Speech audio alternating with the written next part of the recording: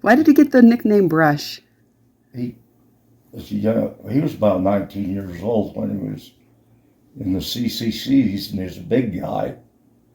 And up there in Payson Canyon, they got into a forest fire, and part of the group got circled and didn't know how to get out of the fire without burning up. So they sent Daddy in.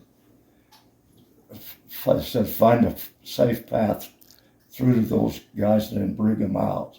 So he did. And he got them into a human train coming down through the smoke, and he started crashing through the brush. He said he pulled up a brush out of the ground and he started whacking the brushes that were on fire, is the story I read. That's not true. That's not true? Okay. He just got him out of there. They called it, so they called him Brush Ape. Mikey boys are the same way. They have little patience for that. So for oak brush, they just crash through it. When you're young and stupid, you can do lots of stuff. But his family never called him Brush. His brothers and sisters never called him Brush. No, it's just Blandy. They just called him Eddie. They called And he him had Eddie. quite a reputation for heavy equipment operator, and so he was pretty well known in the state. Everybody knew who he was, what he could do with a piece of equipment. They loved to have him out here on 95 when they were building 95, and they'd take two survey guys and survey the road and tell him when he was down to grade.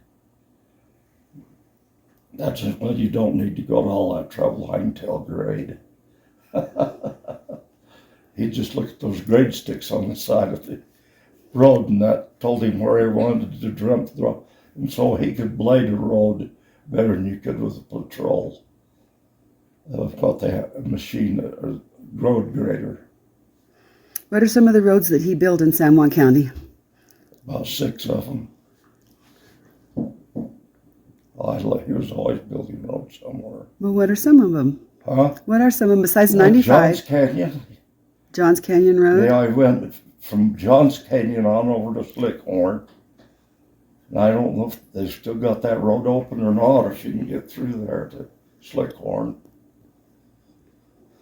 That'd be down on following the San Juan River. What about the one up to the Bears Ears? Didn't he work on that one? He built lots of roads on the Elk Mountain for different guys. It was during the uranium boom, and they had to have a lot of drill roads.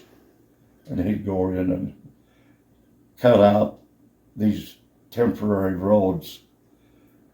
You couldn't imagine where they'd get some of those drill trucks.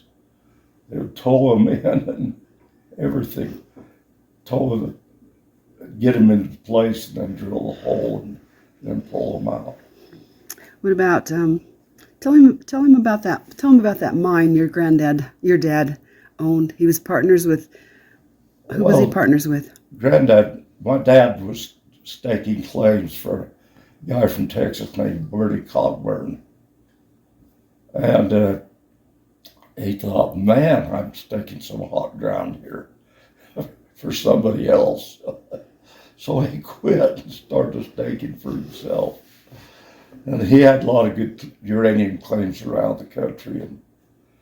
And he had a little bit more than he could felt comfortable with, I guess. So he got Dreesen. He started putting Dreesen, Granddad's name on, or Uncle Rex's name on all the claim papers up on the Elk Mountain. And together, those three guys tried to form a uranium company, and they were successful. In those days, you had to have a grub stake to make it in the mineral industry.